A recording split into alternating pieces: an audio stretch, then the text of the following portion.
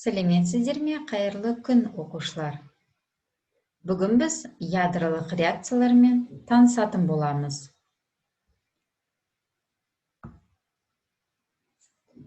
Өткен сабақта біз атом құрылысы және изотоптарды өткен болатынбыз.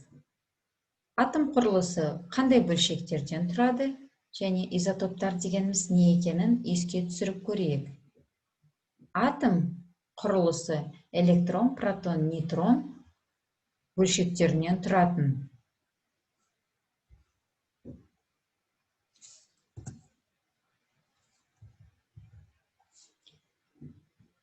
Атомның құрылысындағы протонды біз пи әрпімен белгіледік, нейтронды N әрпімен, электронды E әрпімен белгілейтінінен таныс болғанбыз.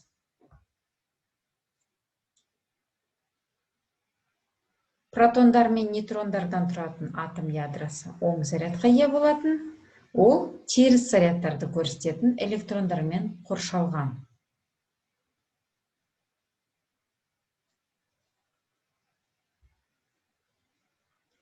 Ал изотоптар деп біз қандай заттарды айтатынбыз? Яғни протон сандары бірдей, нейтрон сандары әртүрлі атомдар тобын біз изотоптар деп атайтынбыз. Сутектің 3 изотопын еске түсірейік. Проти, яғни ода 1 протон, дейтерий, ода 1 протон және 1 нейтрон, және тритий, 1 протон және 2 нейтрон. Осы нейтрондар санына қарай ғана ажыратылатын элемент түрлерін біз изотоптар деп атайтынын білеміз.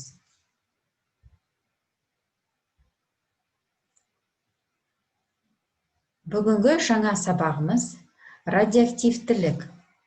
Радиоактивтілік деп кейбір атомдардың ядроларының өздігімен басқа элементтердің ядроларына түрленуін айтатынбыз. Радиоактивтілік табиғи және жасанды болып екіге бөлінеді. Табиғи радиоактивтілік табиғатта кездесетін тұрақсыз изотоптарда байқалады. Ал жасанды радиоактивтілік ядролық реакциялардың нәтижесінде алынған радиоактивті изотоптарда байқалады.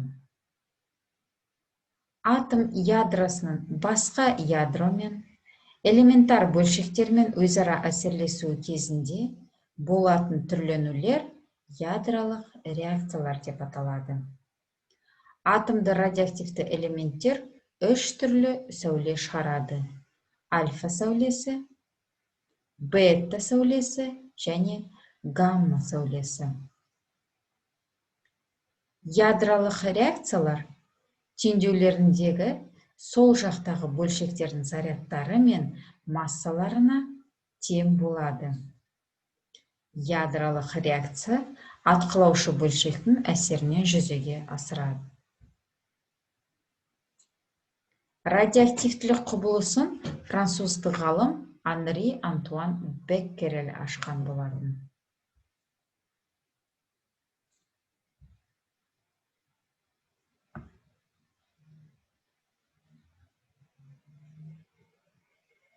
Тұңғыш ядролық реакцияны альфа бөлшектермен азот ядросын атқылағанда, оның оттегі ядросына түрленуін 1919 жылы Эрнест Резерфорд жүзеге асырған.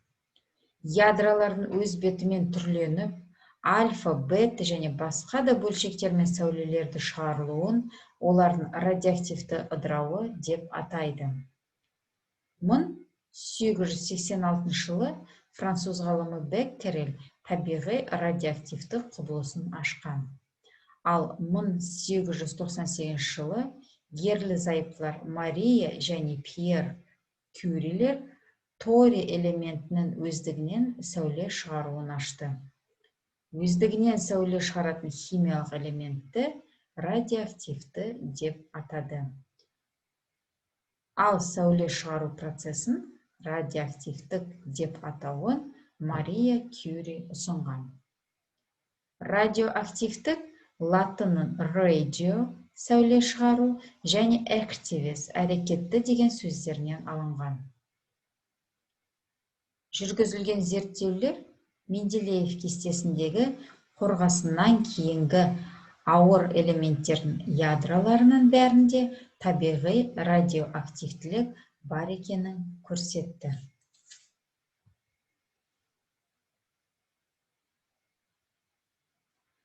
Ядролық реакция. Мұндағы үлкен А бастапқы немесе нысана ядро, кішкентай А атқылаушы бөлшек, үлкен Б туынды бөлшек, Б кішкентай ядродан бөлінетін бөлшек.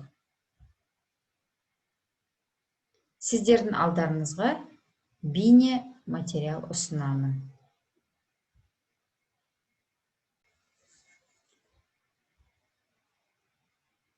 Альфа бөлшектері. Бұл бөлшек түрінде келеді. Гелий атомның ядролары адам денесіне бұл күйік ретінде түседі. Бұл күйік болмас үшін адам киім арқылы қорғана алады. Үстіне киім кисе, бұл бөлшектер тимейді және теріні күйдірмейді. Ал бетта сәулелері электрондар түрінде келеді. Бұл адамды киім арқылы да зиянын тигізуі мүмкін. Сол себепті бетта бөлшектерінен қорғану үшін арнайы радиоактивтілікке қарсы киім кию қажет. Ал гамма сәулелері бұл сәуле ретінде электромагнитті сәулелену. Бұл жерде адамды киімде, арнайы радиоактивтіліктен қорғайтын киімде қорғай алмайды. Бұндай электромагнитті сәулеленуден қорғау үшін қамал, бункер қажет. Бірақ соның өзінде 100%-ға қорғаныш бола алмайды.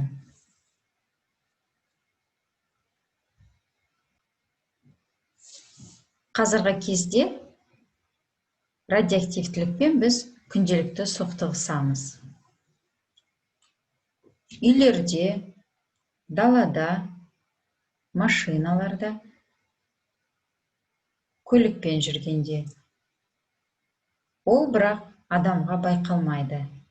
Мысалы, бетоннан, кірпіштен жасалған үйлерде радон газы болады. Радонның түсі де, иісі де жоқ. Адам оны сезбейді және де радиоактивтілікті қабылдап жатқанын байқамайды да. Бірақ одан бірден қорықпаңыздар. Себебі табиғи радиоактивтілік адам ағзасына тигізер қаупі аз.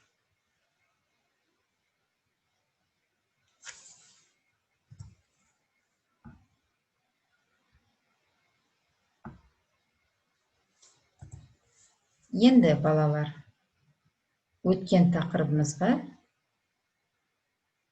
шолу жасап, сұрақтарға жауап берейік. Элемент атомның құрамына қандай қарапайым бөлшектер кіреді?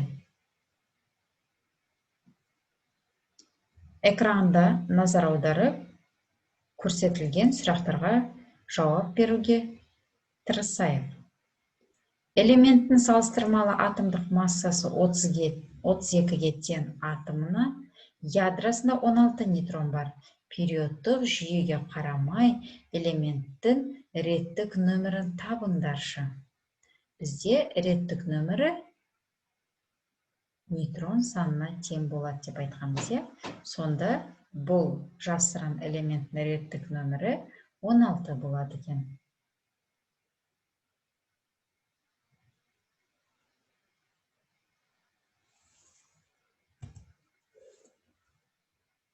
Экранда көрсетілген есептерді дәптерлеріңізге жазып, өз беттерінше шығарып көріңіздер.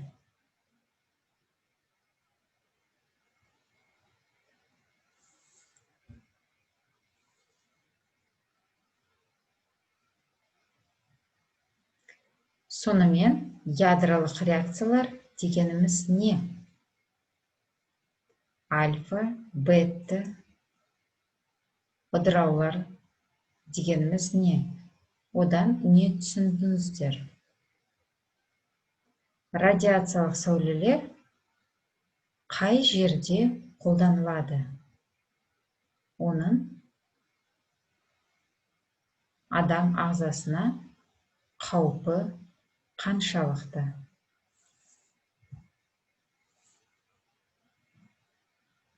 Осымен радиоактивтілікке арналған сабағымыз аяқталды. Назарларыңызға рахмет. Оқуда сіздерге сәттілік тілеймін.